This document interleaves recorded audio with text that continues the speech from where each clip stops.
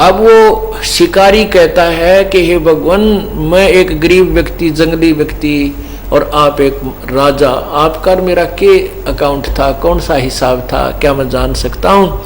तब श्री कृष्ण जी ने कहा कि त्रेता युग में मैं श्री रामचंद्र रूप में आया था, उसमें मैंने तुझे, तो बाली का भाई सुग्रीव का भाई तू बाली था, और तो इतना बलवान था कि तेरे सामने कोई भी टिकने वाला नहीं था, सामने वाले की आदि शक्ति तेरे अंदर समा जाती थी, तूने ऐसी भक्ति करके ऐसी सिद्धि प्राप्त कर रखी थी। उसने मैंने तुझे धोखा देकर मारा था, एक पेड़ की ओट में खड़ा होकर के मैंने तुझे तीर मारा था, मैं तेरे सामने नहीं टिक सका था।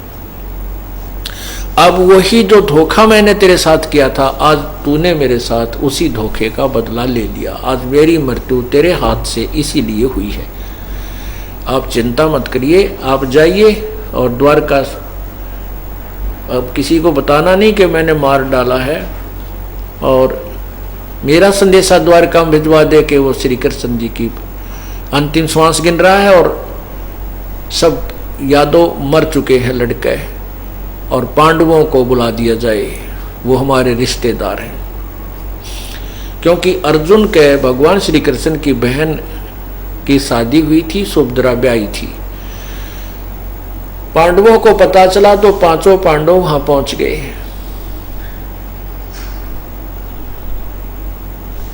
अब पुण्यात्माओं,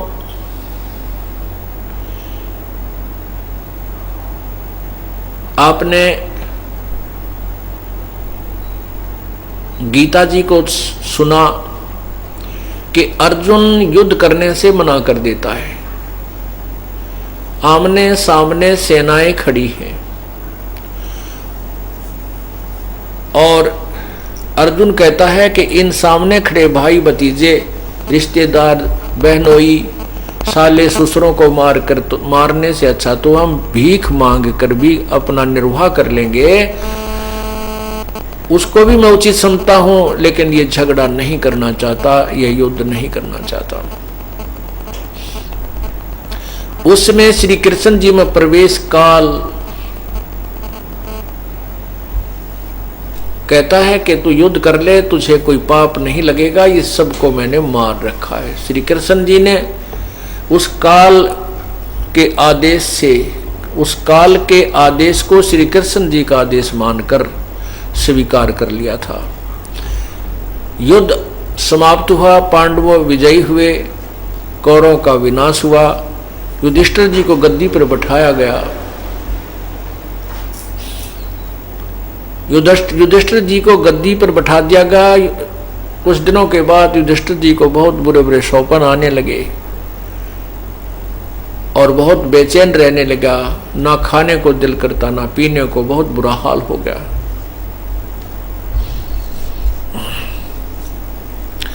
तब उसके समाधान, क्योंकि पांडवों का गुरु श्री कृष्ण जी थे, उस दुख के निवारण के लिए भी पांचों पांडव श्री कृष्ण जी के पास आए थे। श्री कृष्ण जी ने समाधान बताया था कि तुमने जो युद्ध में पाप किए हैं,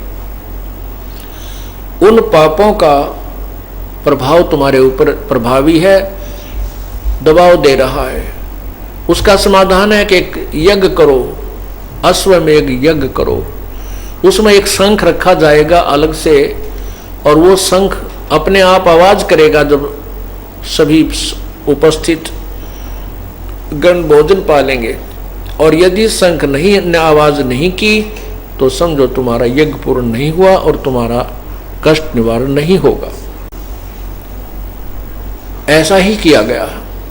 उसमें अर्जुन के मन में संकोच बहुत आया था, शंका उत्पन्न हुई थी कि आज ये भगवान क्या कह रहा है कि तुमने जो महाभारत में बंधुघात किया है वो पाप तुम्हें हानि कर रहा है, और उसमें मैं लड़ने से मना कर रहा था, युद्ध नहीं करना चाहता था। भगवान ने मेरे साथ बहुत ज्यादा जो है दबाव भी दिया और एक मेरे से बलात् युद्ध कराया,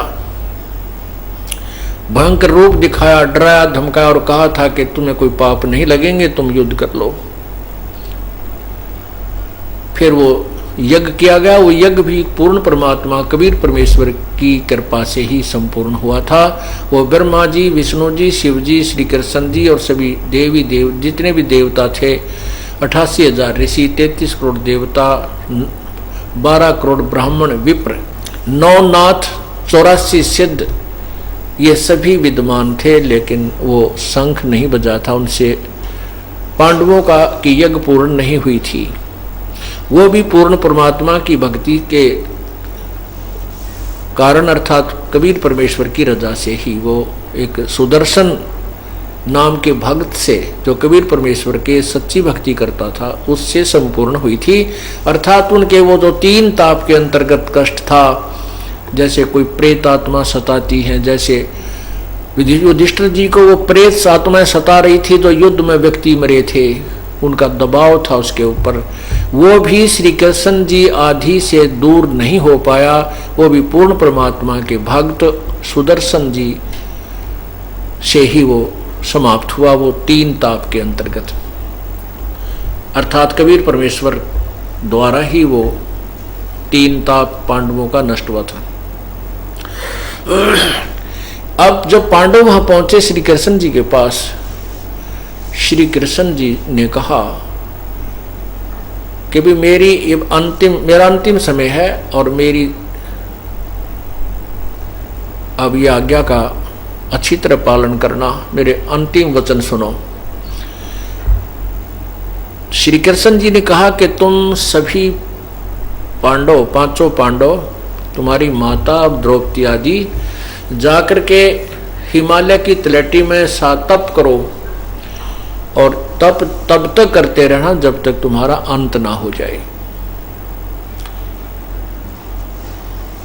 अब अर्जुन ने पूछा कि भगवान जो आज्ञा आपकी, क्या हम इसका कारण जान सकते हैं कि हम अपने, यह तो एक आत्महत्या जैसी बात होगी भाई, तो अपना वहां जाकर के नष्ट करें अपने शरीर को, इसके पीछे हमारा क्या हित है। तब श्री कृष्ण जी ने कहा कि तुमने जो बंधुघात किया था, तुमने जो युद्ध में प्राणी मारे हैं, सैनिक मारे हैं, वो पाप तुम्हें दुखदाई हो रहा है, ये बहुत कष्ट देगा और आप उसके निवारण के लिए अपने शरीर को तप करके गला देना। क्योंकि इन भगवानों को भी इतना ज्ञान है, इनको यथार्थ भक्ति का ज्ञान नहीं है। ऐसा ही ज्ञान है कि तप करवाने से इनको क्या होगा कि कुछ इनकी वो बन जाएगी, तपस्या का फल मिल जाएगा। तब से राजमदमानम जन्म तीसरे शुक्रश्वानम, तब से राजा बनता है कि इनको कुछ दिन आगे किसी जन्म में ये राज प्राप्त कर लेंगे, थोड़ा बहुत ही राहत मिल जाएगी। नहीं अन्यथा इन भगवानों की द्वारा बताए गए साधना से, भजन भक्ति से तो दोनों पुण्य और पाप भोगने पड़ते हैं। पुण्य अलग डिपॉजिट होते हैं, पाप अलग से डिपॉजिट होते हैं, दोनों अलग अलग रहते हैं। इनको पुण्य भी भोगने पड़ते हैं, मिलते हैं, और पाप भी अवश्य ही भोगने पड़ते हैं। ये उनको समाप्त नहीं कर सकते, उनमें फेरबदल नहीं कर सकते। तो उसमें अर्जुन से नहीं रहा गया। अर्जुन ने कहा भगवान आज मैं आपसे अपनी एक शंका का समाधान करवाना चाहता हूं। यदि वो शंका का समाधान आप नहीं कर सके तो मेरा पूरा जीवन नरक बन जाएगा, मैं चैन से जी नहीं सकूंगा, मर भी नहीं सकूंगा। तब श्री कृष्ण जी ने कहा कि बताओ ऐसी कौन सी शंका है, पूछिए। तो उन्होंने कहा कि भगवान आपने गीता जी के ज्ञान में कहा है दूसरे अध्याय के 37 और 38 श्लोक में कि अर्जुन तू युद्ध कर ले, तुझे कोई पाप नहीं लगेगा। यदि तू मर गया तो स्वर्ग को जाएगा, युद्ध में अगर मर भी गया तो स्वर्ग को जाएगा, और जीवित रहा तो पूरी पृथ्वी का तो राज भोगेगा। हे भगवान आज ने तो हम, आपने कहा था कि तेरे हाथ में दोनों हाथों में लड्डू हैं, आज हमारे एक हाथ में भी लड्डू ना रहा, न तो हम युद्ध में मर के वीरगति को प्राप्त हुए, कि स्वर्ग को प्राप्त हुए और न ही हम पृथ्वी का राज भोग पा रहे हैं। आप कह रहे हो जा करके अपने शरीर का अंत कर दो। हे भगवान, आपने ये हमारे साथ ऐसा धोखा क्यों किया? क्या स्वार्थ था आपका? जब मैं मना कर रहा था कि मैं युद्ध नहीं करना चाहता और आपने मेरे साथ बहुत दबाव दिया, बहुत जबरदस्ती की और युद्ध करवा डाला। युधिष्ठिर कहता है कि अर्जुन, इस समय भगवान की सतीथि देख, ऐसे समय में ये बोलना तेरा ठीक नहीं है।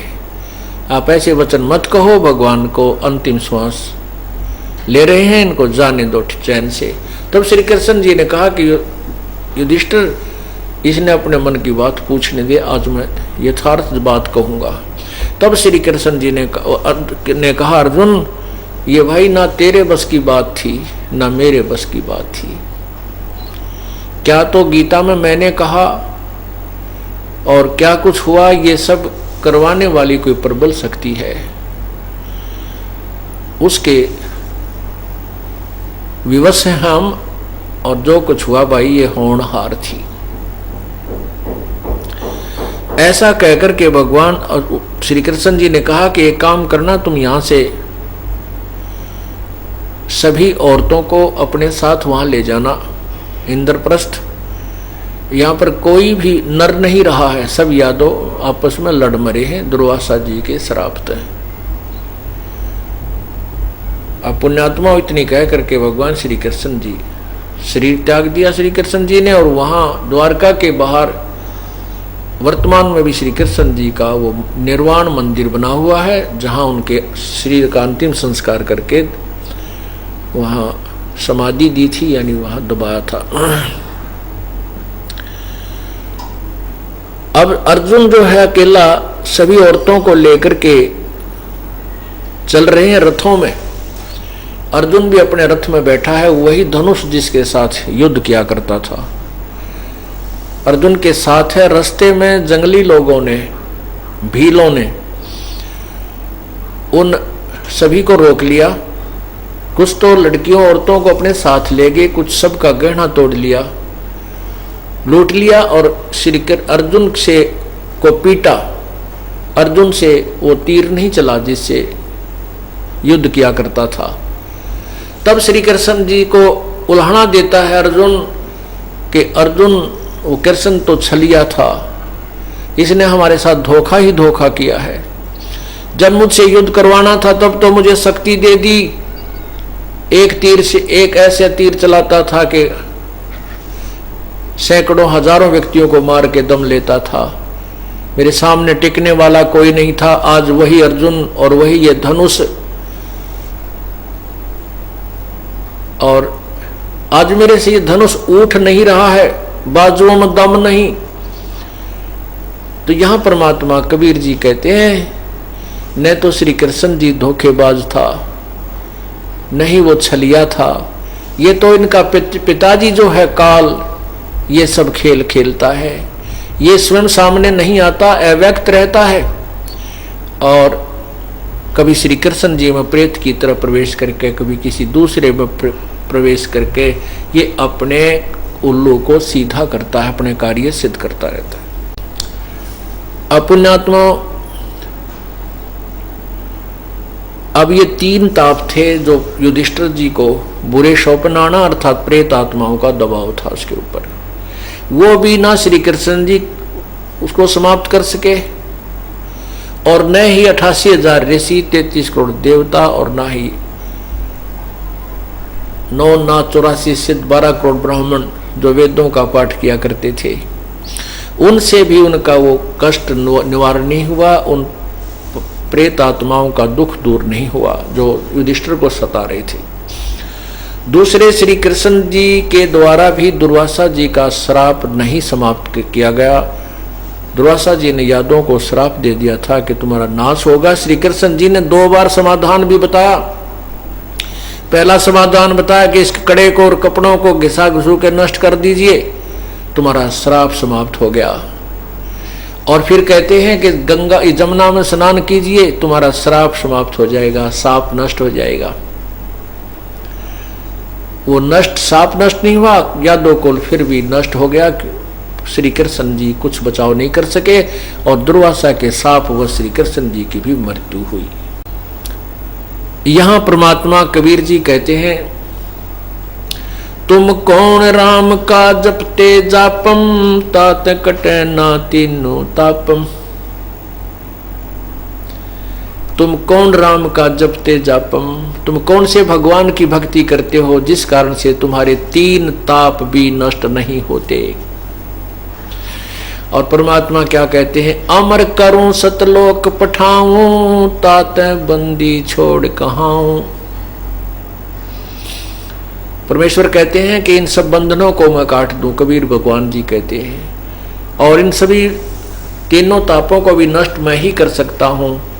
और यहाँ काल के बंद से, काल के जाल से, काल ने जो तुम्हें परेशान कर रखा है, दुखी कर रखा है, तुम्हारे अंदर इतना कष्ट भर रखा है, कोई हाहाकार मच रही है, कोई प्राणी यहाँ सुखी नहीं है, इस काल के बंधन से छुड़ा दूंगा, इसलिए मैं बंदी छोड़ कर लाता हूं। बंदी छोड़ माने बंधन छुड़वाने वाला, काल के बंधन से मुक्त कराने वाला, उसको बंदी छोड़ कहते हैं।